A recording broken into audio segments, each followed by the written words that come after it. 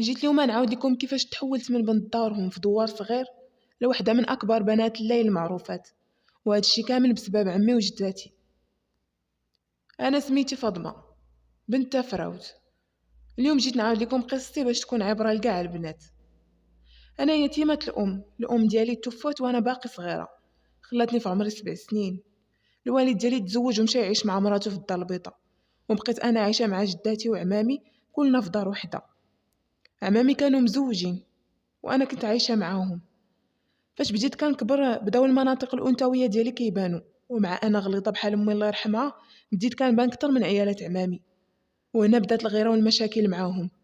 ما عمرهم خلاوني نلبس اللي بغيت بحجة حشومة يشوفوني عمامي في داك اللبس، واخا أنا عمامي كنت كنعتبرهم بحال الوالد ديالي.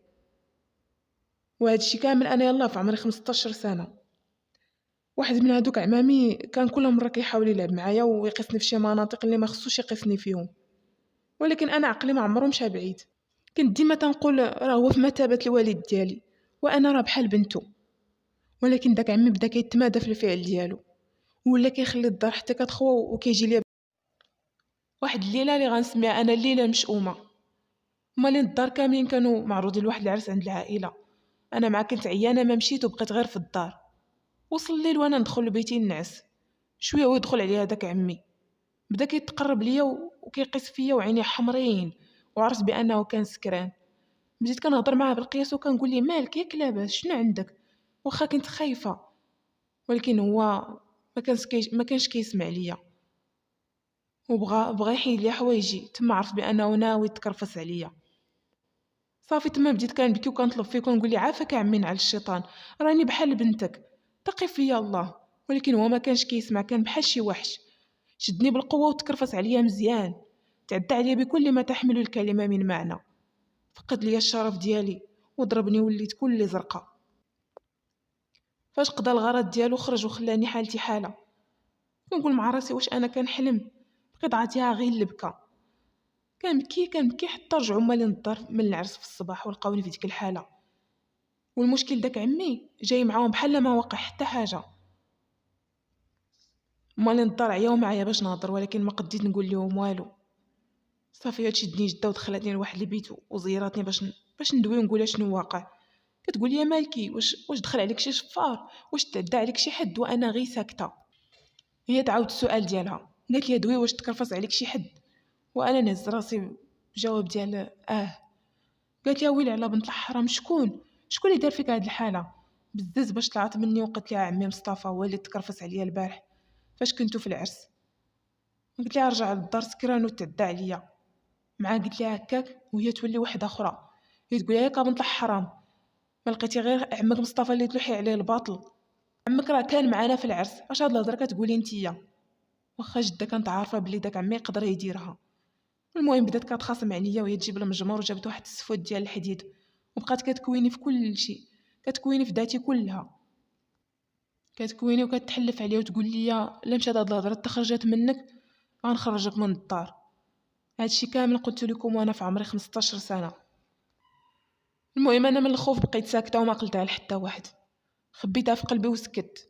وداك عمي عاد ما زاد فيه، وعاد ما زاد تمادى في الافعال ديالو. شهور وهو على نفس الحال، كل ما لقى الفرصه يتكرفس عليا كان كيستغلها بضميره مرتاح. واحد النهار فقت راسي كيضرني بزاف والدوخه والقيا. فاش قلتها لجده هي عارفه باللي علامات الحمل هاتيك. بقات عاوتاني كتضرب فيا وتخاصم فيا وتكويني وتعدات عليا مزيان. والغد ليا تمشي جابت شي عشوب وشي تخربيق وعطاتهم ليا نشربهم، بقات كتعطيهم ليا الصباح للصباح. صافي حتى لواحد النهار وانا نلقى بين رجلي كله دمايات. انا من داك العشوب داك الشيء مرضت ديال بصح، كنت قربت نموت. من بعد عرفت باللي جداتي لاحت ليها بنادم اللي كان فكر شي الله يسمح ليها. هاد الشيء كامل خباتو على عمامي الاخرين وحتى على عيالاتهم، وحلفات لي اذا خرجت شي هضره من فمي حتى تقتلني. انا مرضت وشديت الفراش مده، وفي ديك المده كنت كنطلب ربي غير نصح ونولي لاباس باش نهرب. كنت بغيت نخوي الدار وحتى الدوار، واخا ما كنتش عارفه فين غنمشي. فكرت نمشي عند با اللي في الدار البيضاء ونعاود ليه شنو واقع ليا ونعيش معاه.